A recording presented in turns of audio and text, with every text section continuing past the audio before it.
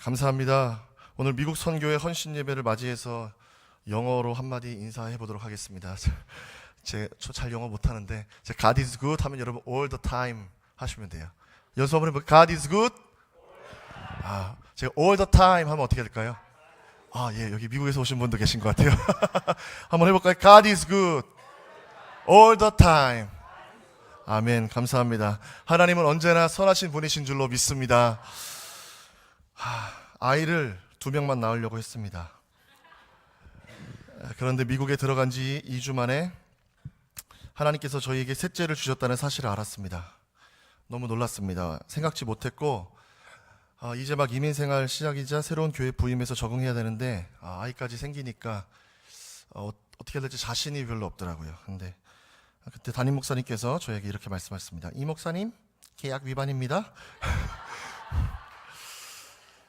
그때 두 말씀이 떠올랐습니다.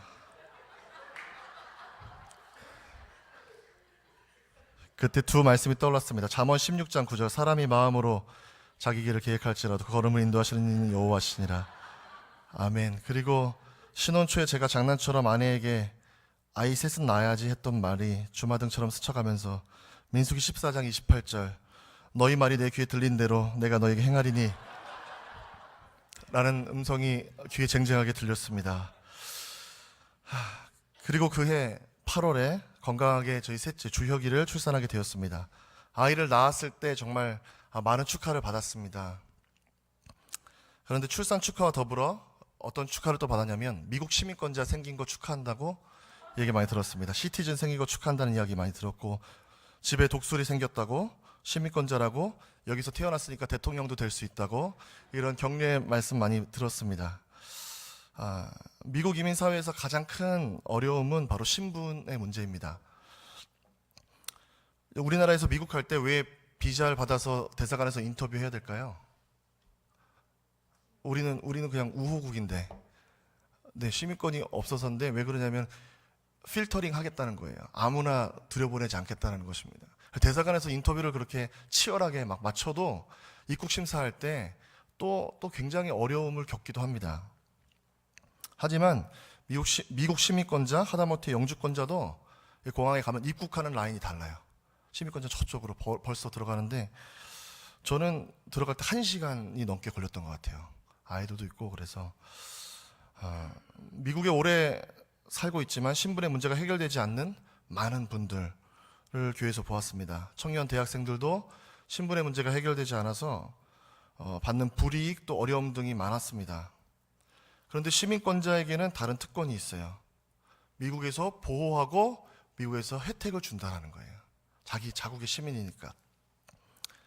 왜 시민권 얘기를 드리냐면 오늘 우리가 살펴볼 빌립보서가 바로 천국 시민권에 관한 이야기이기 때문입니다.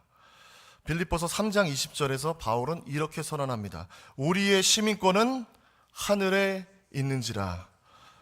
그리스도인은 천국 시민입니다. 오늘 본문 27절을 다시 한번 읽어보겠습니다. 오직 너희는 그리스도의 복음에 합당하게 생활하라. 이는 내가 너희에게 가보나 떠나 있으나 너희가 한 마음으로 서서 한 뜻으로 복음의 신앙을 위하여 협력하는 것과 라고 말씀하고 있어요. 근데 여러분 성경을 한번 펴보시겠습니까? 오늘 본문 27절 여러분 성경에 보시면 좀 좋은 성경에는 생활하라라는 단어에 이 2번이라고 숫자가 써 있어요. 조그맣게 1도 있고 2도 있게 저는 2번입니다. 주가 밑에 되어 있는데 주가 밑에 어떻게 달려있지요? 시민 노릇이라고 되어 있습니다. 그러니까 생활하다라는 말이 시민 노릇이라는 말로도 번역이 된다는 거예요. 그리스도의 복음에 합당한 삶이란 천국 시민으로서 천국 시민답게 살아야 한다는 말씀입니다. 빌립보는 로마 황제가 파견한 집정관이 직접 통치하는 황제 직할 도시였습니다. 본래 이 빌립보는 이제 마게도냐 나라의 땅이었어요. 알렉산더의 땅이었는데 이제 로마와 전쟁을 벌여서 로마가 그 땅을 빼앗게 되었습니다. 그래서 이 빌립보를에서 로마는 완전한 로마의 도시로 바꾸기 위해서 이 빌립보라는 이름이 마게도냐 알렉산더 아버지의 이름을 딴 도시였거든요. 필립 2세의 이름을 딴 도시였는데 그래서 로마는 이 도시를 완전한 로마의 도시로 바꾸고자 두 가지를 했는데 무엇이냐면, 첫 번째는 퇴역 장군들을 다 이주시켰어요. 로마에서 군대를 제대한, 은퇴한 장군들을 다 빌립보란 도시로 다 이주를 시켰습니다. 두 번째는 빌립보 시민들에게 로마의 시민권을 다 부여했어요. 이렇게 도시의 구성원들이 바뀌고 구성원들의 지위가 달라지면서 빌립보는 점점 로마다운 도시가 되어져 갔습니다. 1세기 당시 로마 시민권을 가졌다는 것은, 로마 시민권이 있다라는 것은 기본적으로 신분이 높았다라는 것을 의미합니다. 근데 이 로마 시민권에 어떤 혜택이 있었냐? 투표를 할 수 있었고, 자산을 소유할 수 있었고, 죄를 지어도 함부로 구금이나 결박을 당하지 않을 권리가 있었습니다. 또 반역죄가 아닌 이상 사형을 받을 수가 없었습니다. 황제에게 반역하는 죄가 아니면 사형을 받지 않는다라는 거예요. 어떤 죄를 지어도.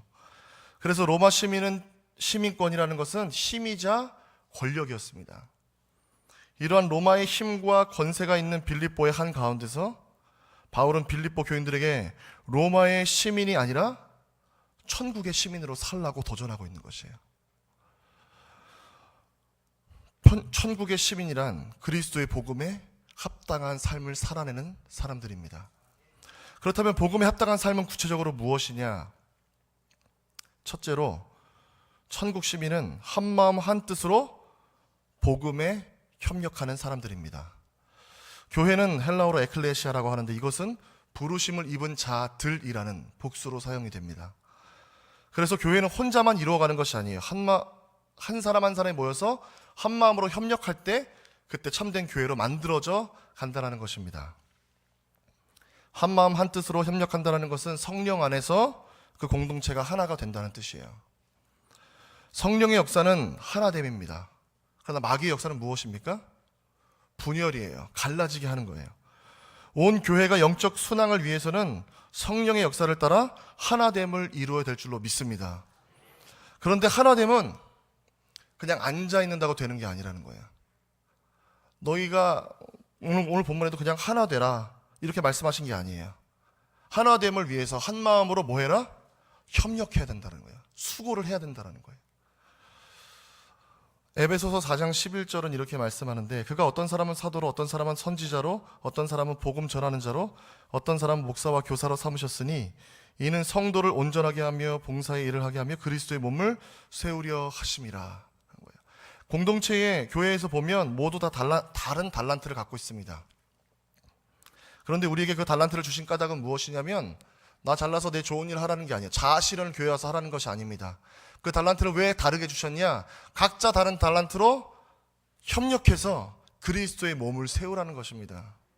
교회는 언제 힘을 받냐면 하나 될 때, 협력할 때 역사가 일어난다는 것이에요. 아담과 하와가 선악과를 따먹었을 때 하나님이 처음으로 주신 가정이라는 공동체가 깨지기 시작했어요. 죄가 들어왔을 때. 왜 그러냐? 아담이 하와 탓을 하는 거예요. 핑계하면서 분열이 생기는 것입니다. 첫 형제였던 가인과 아벨도 마찬가지예요. 질투심 때문에 형이 동생을 죽이잖아요. 그러면서 하나님 주신 공동체가 산산이 죄 때문에 깨져 나가는 것을 창세기에서 이야기하고 있습니다. 그렇다면 공동체가 온전히 협력해서 하나 되기 위해 한 마음 품는다는 이 긴 말이 어떤 의미가 있느냐? 빌립보서 1장 20절에는 바울이 이렇게 고백해요. 나의 간절한 기대와 소망을 따라 아무 일에든지 부끄러워하지 아니하고 지금도 전과 같이 온전히 담대하여 살든지 죽든지 내 몸에서 그리스도가 존귀하게 되려 하나니 이는 내게 사는 것이 그리스도니 죽는 것도 유익함이라. 오직 우리 안에, 이 공동체 안에서 무엇을 이루어야 하냐면, 내가 드러나고 나를 나타내는 것이 아니라 오직 한 분만 존귀하게 되면 그 공동체는 승리하는 거예요. 누가? 예수 그리스도가. 예수 그리스도가 존귀하게 되기 위해서 우리가 협력해야 되는데, 그럼 어떻게 협력해야 되냐? 내가 사는 것이 아니라 내 안에 누가 사셔야 돼요? 그리스도께서 사셔야 된다는 거예요. 공동체가 협력해서 그리스도가 존귀하게 되려면 내가 예수 안에서 죽어야 된다는 것입니다. 바울은 로마서에서도 이 비슷한 이야기를 하는데, 로마서 12장 4절 5절에 우리가 한 몸에 많은 지체를 가졌으나 모든 지체가 같은 기능을 가진 것이 아니니 이와 같이 우리 많은 사람이 그리스도 안에서 한 몸이 되어 서로 지체가 되었느니라 라고 로마서 12장 4절 5절에 이렇게 말씀합니다. 그러니까 우리가 다 각자 다른 기능으로 한 공동체다, 한 몸인데 어떻게 이렇게 되는 것이냐? 이 말씀은 로마서 12장 1절 이후에 있는 말씀이죠. 형제들아, 내가 하나님의 모든 자비하심으로 너희를 권하노니 너희 몸을 하나님이 기뻐하시는 거룩한 산 제물로 드리라. 이는 너희가 드릴 영적 예배니라. 우리 자신이 하나님께 드려져야 된다는 거예요. 제물이 되어야 된다는 거예요. 그러고 나서야 비로소 온전한 공동체가 이루어질 수 있다는 것입니다. 저는 우리 개폭교회가 바로 이러한 공동체가 되길 소망합니다. 우리 자신은 죽고 그리스도가 존귀해지는 공동체. 개폭교회를 탈탈 털면 예수님의 이름만 나오는 그런 공동체가 되길 소망합니다. 오늘날 시대를 포스트 모더니즘 시대라고 합니다. 포스트 모더니즘의 이거의 특징은 기존의 모든 구조와 권위를 해체하는 것입니다. 다 해체하는 거예요. 그래서 가정도, 오늘날 학교도, 부모님도, 선생님도, 종교도, 권력도 기존의 권위가 해체되는 것을 우리는 지켜보고 있습니다. 경험하고 있습니다. 그러면 뭐가 남냐? 나만 남는 거예요. 나만. 포스트 모더니즘은 나도 옳고 너도 옳고, 그러니까 터치하지 말라는 거예요. 너는 옳고 너는 그렇게 살고 나는 그렇게 살고, 그래서 개인만 남는 것입니다. 그런데 이상한 것은 이렇게 포스트 모더니즘 시대를 지나면서 해체를 경험한 개개인이 결국에는 어딘가에 소속되길 원한다는 거예요. 현대인들이 그냥 개인적으로 혼자 사는 게 아니라는 거예요. 그래서 각종 동호회, 인터넷에 뜻이 맞는 사람들이 모이기 시작합니다. 개인주의 발달로 요즘에는 혼밥이라고 여러분 아세요? 혼밥 문화, 혼자 밥 먹는 혼밥 문화가 발달했다고 합니다. 그래서 독서실 같이 탁 칸막이 된 고기 굽는 집도 생기고 뭐 그렇게 된다고 하는데, 재밌는 것은 혼밥을 또 모여서 먹는 혼밥 동호회가 있다고 합니다. 과거에 혼밥 동호회에서 정모를 했는데 190명이 모였대요. 190명이 모여서 혼밥 파티를 열었습니다. 취지는 무엇이냐? 혼자 밥 먹는 것에 당당해지자라는 거예요. 그래서 그 취지를 실천하고자 190명이 혼밥 파티를 모였는데, 밥을 먹을 때는 혼자 먹는 것처럼 서로 대화하지 않고 혼자서 먹는 그런 파티를 했다고 합니다. 프랑스의 사회학자 미셸 마페졸리는 포스트 모던 사회의 종말을 예언하면서 뭐라고 얘기했냐면, 부족주의는 경험적으로 어떤 장소에 대한 소속감, 그리고 어떤 집단에 대한 소속감이 중요하다는 점을 상기시켜준다. 이 소속감은 모든 사회적 삶의 본질적 토대이다. 무슨 얘기냐면요, 개인주의로 포스트 모더니즘이 해서 개인주의가 발달했는데 결국엔 사람들이 부족함을 느낀다는 거예요. 뭔가 부족해. 혼자 해보니까 부족해. 아무리 맛있는 거 혼자 먹어도 맛이 있나요? 맛이 없잖아요. 혼자 먹으면. 맛이 없는 거 같이 놀아 먹으면 더 맛있죠. 할렐루야. 부족주의, 소속되고 싶다는 인간의 본능은 도대체 어디서 온 것일까요? 저는 이렇게 봅니다. 인간은 하나님의 형상을 따라 지음받은 존재입니다. 그러나 범죄로 말미암아 하나님과 분리를 경험하게 된 거예요. 인간은. 파스칼은 모든 사람에게는 오직 하나님만이 채울 수 있는 하나님이 만드신 공간이 있다라고 얘기했습니다. 이 분리의 공간을 안고 살아가는 존재가 인간이라는 거예요. 그러한 인간에게 반드시 필요한 것이 무엇이냐면 하나님이 주신 두 가지예요. 바로 하나님과의 교제이고, 두 번째는 공동체입니다. 왜냐하면 하나님의 형상을 따라 하나님이 인간을 만드셨기 때문이에요. 그렇기 때문에 우리 안에 하나님의 속성이 있는 것입니다. 우리 하나님을 어떻게 고백합니까? 성삼위 하나님이라고 고백합니다. 성부, 성자, 성령. 이것을 헬라어로 페리코레시스라는 단어로 표현하는데, 그 뜻은 무엇이냐면 서로 껴안다, 서로 포용하다, 순환하다라는 뜻입니다. 삼위일체 하나님께서 어떠한 상태로 계시느냐? 삼위일체 하나님이 서로 껴안고 서로 포용하고 서로 용납하는 가운데 이 삼위일체가 이루어진다는 의미예요. 인간은 공동체 안에서 만남과 서로를 끌어안음으로 포용을 갈망하는 존재라는 거예요. 본질적으로. 그런데 포스트 모더니즘에서 잃어버린 것이 이 두 가지 아닙니까? 신에 대한 해체, 하나님에 대한 해체, 진리에 대한 해체예요. 그래서 포스트 모더니즘이 얘기하는 것은 다원주의예요. 다 가도 길이 똑같다, 하나가 있다라는 거예요. 그리고 공동체성의 해체. 따라서 오늘날 교회가 보여주어야 하는 것은 무엇이냐? 참된 공동체성의 회복입니다. 하나님을 뜨겁게 사랑하고 하나님의 말씀에 순종하는 것. 그리고 내가 타인의 도움과 협력을 받는 존재임과 동시에 타인을 섬기고 이끌어주는 역동적인 사랑이 있는 공동체가 바로 참된 교회 공동체라는 거예요. 사랑받음과 사랑함, 섬김과 섬김받음이 살아있는 공동체라는 것입니다. 서로 끌어안아주고 일으켜주고 같이 울고 같이 웃는 공동체가 교회 공동체가 되어야 한다는 거예요. 로마 시대 속에서 빌립보 교회는 외부인들이었습니다. 외인이고 핍박과 소외의 공동체였습니다. 그러나 빌립보 교회가 한마음 한뜻으로 협력할 때 하나님께서 그 공동체를 어떻게 경험하게 하시느냐? 천국에 있는 공동체로 경험될 수 있도록 은혜를 주셨다는 것입니다. 오늘 우리는 험난한 시대를 통과하고 있습니다.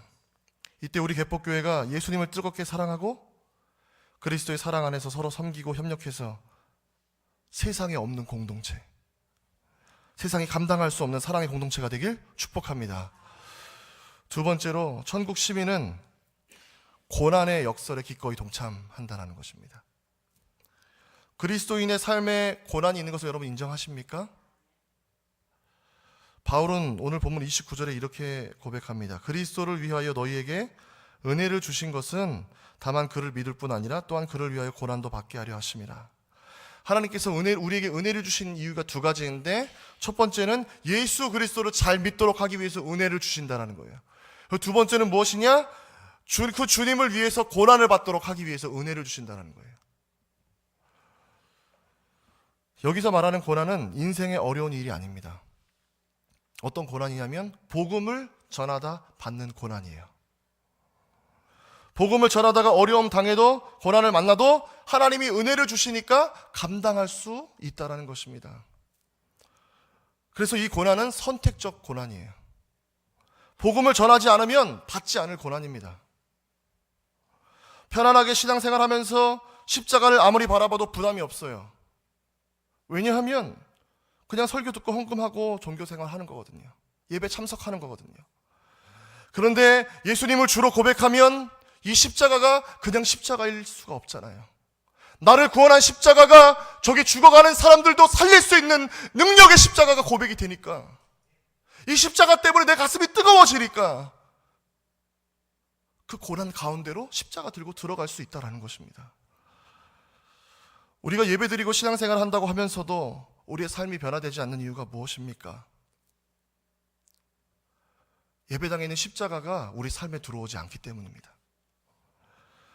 우리는 예배에 드리러 와서 십자가를 보고 안녕하세요 예수님, 저 왔습니다. 예배 마칠 때는 예수님 여기 안녕히 계세요? 제가 다음 주일에 또 올게요 하고 예배당을 나가거든요. 십자가가 내 삶으로 들어와서 내 삶의 세밀한 이 모세혈관에까지 그리스도의 보혈이 흘러가야 되는데 그게 싫은 겁니다. 왜냐하면 십자가는 대충 주머니에 쑤셔넣고 갈 수 있는 게 아니기 때문이에요. 예수님 뭐라고 하셨습니까? 나를 따라오려면 자기 십자가를 지고, 십자가는 지고 가는 것이기 때문입니다. 오늘 바울은 그 십자가를 기꺼이 지라고 빌립보 교인들에게 도전하고 있습니다. 30절에 보면 너희에게도 그와 같은 싸움이 있으니 너희가 내 안에서 본 바요 이제도 내 안에서 듣는 바니라. 빌립보 교인들에게도 바울이 겪었던 똑같은 싸움이 있다는 것입니다. 어떤 싸움입니까? 복음을 전하다가 고난을 받는 싸움입니다. 이것이 있는 사람이 천국 시민권자라는 말씀입니다. 복음에 합당한 삶은 십자가를 전하는 삶이고, 그 십자가를 전하다가 만나는 고난을 경험하는 삶이고, 더 나아가서 그 고난을 이기는 은혜까지 경험하는 삶인 줄로 믿습니다. 이것이 위기를 이기는 천국 시민권자의 영적인 혜택이며 영적인 특권입니다. 선택한 사람만 맛볼 수 있는 것이에요. 빌립보는 마게도냐 지역에서 가장 큰 도시였습니다. 바울은 성령의 인도하심으로 빌립보에 복음을 전하러 왔습니다. 바울은 원래 아시아에 가서 복음을 전하고 싶었어요. 그래서 아시아로 가려고 막 애를 썼는데 성경에 보니까 어떻게 되어 있냐면 예수의 영이 허락하지 않는다는 거예요. 예수의 영이. 예수님이 바울을 막으시는 거예요. 그래서 바울이 그래서 환상 중에 마게도냐 사람이 와서 우리를 도우라, 이 환상을 보고 이제 마게도냐로 가기로 결정을 하고 그 마게도냐의 첫 성인 빌립보에 가서 복음을 전하게 되었습니다. 그런데 빌립보에서 누구를 만나냐면 자주 장사했던 루디아를 만나요. 첫 번째로 루디아의 집에 거하면서 복음을 전하는 베이스 캠프가 되고, 또 어떤 사람을 만나냐면 바울과 실라가 전도하는데 귀신 들린 여종에게 귀신을 쫓아줘요. 근데 이 여종이 어떤 사람이면 점 쳐주는 귀신 들린 사람이었습니다. 그래서 점을 쳐줘서 사람들에게 돈을 받고 이것을 이 주인에게 주는 그런 일을 했는데, 이 주인들이 자기들의 수입이 끊어진 것을 보고 바울과 실라를 우리가 로마 시민이 믿지 못할 도를 전한다고 하면서 고발해요. 그래서 바울과 실라가 매를 맞고 감옥에 갇히잖아요. 그 밤에 하나님께서 은혜를 주신 까닭에 고난도 감당할 수가 있는데, 그 은혜가 아니었다면 바울과 실라가 그 밤중에 옥중에서 어떻게 했겠습니까? 바울이 매를 맞고 발에 착고가 차이고 그 감옥의 차가운 바닥에서 엎드려져 있는데 무슨 기도가 나올까요? 하나님, 내가 아시아 간다 그랬잖아요. 이런 불평이 먼저 나오지 않을까요? 이 마게도냐 여기 와가지고 이게 무슨 꼴이냐고. 근데 바울은 그렇게 하지 않아요. 바울과 실라가 뭐 했냐? 찬송하기 시작했다는 거예요. 그 감옥 바닥에서 어떻게 했을까요? 이 쇠고랑 박자를 맞추면서 찬송하지 않았을까요? 쇠고랑 착착착 하면서.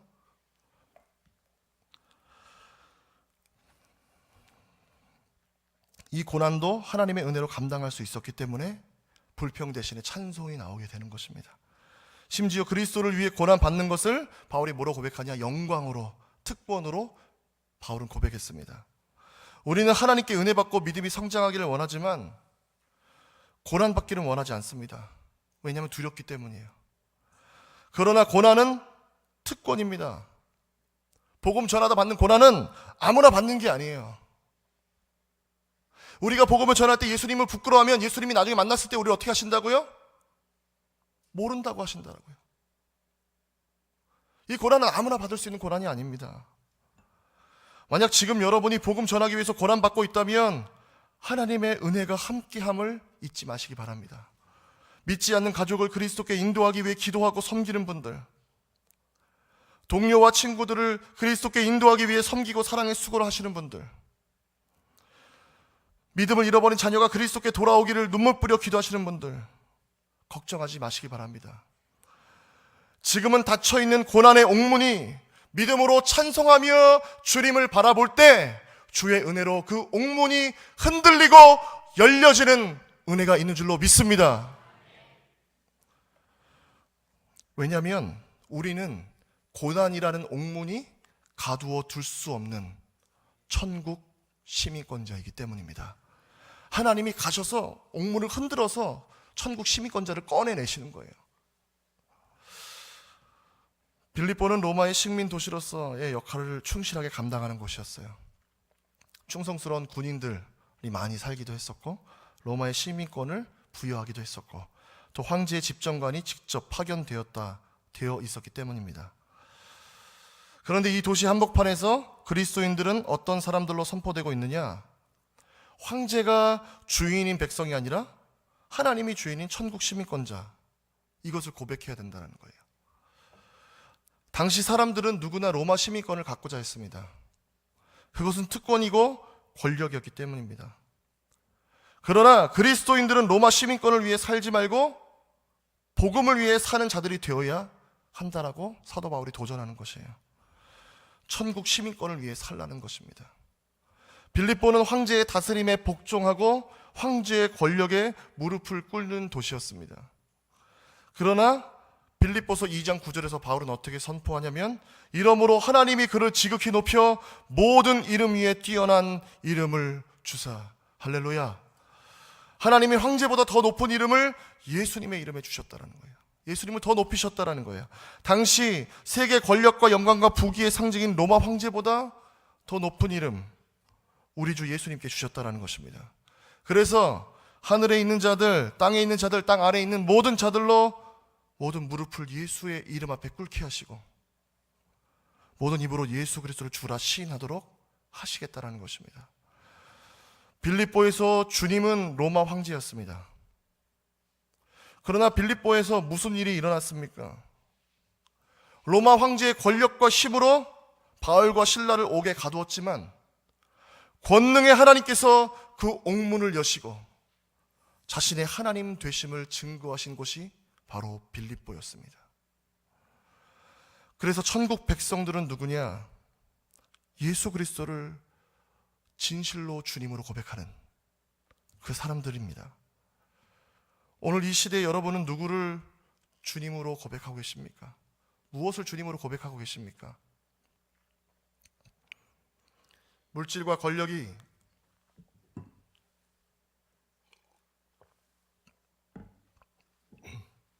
권력이 무소불위의 힘을 발휘하는 이 시대, 여러분 그리스도의 복음에 합당한 삶을 살아가고 계십니까? 그리스도가 주인 되신 삶을 살고 계십니까? 그리스도가 주인 되신 삶을 사는 것은 어렵습니다. 세상의 질서와 반대의 삶을 살아야 하기 때문입니다.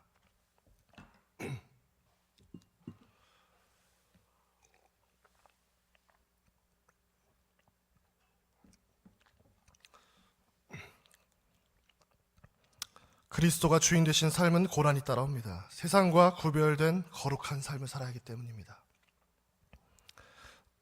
그러나 예수님을 주인으로 고백하는 자들에게는 천국의 시민권을 주셔서 그 백성을 지키시고 보호하시고 은혜 주시며 마침내 하늘의 나라에 들어가게 하실 줄로 믿습니다. 그래서 복음에 합당한 삶은 예수님을 주인으로 고백하는 삶, 예수님으로 살고 예수님으로 죽는 삶, 예수님의 사랑을 공동체에서 헌신하는 삶, 그리고 마지막으로 세상의 비웃음과 고난에도 불구하고 예수님을 전하고 예수님을 선포하는 삶입니다. 사랑하는 여러분 모두가 이 복음에 합당한 삶, 그 삶을 살아내시길 간절히 축원합니다. 기도하겠습니다.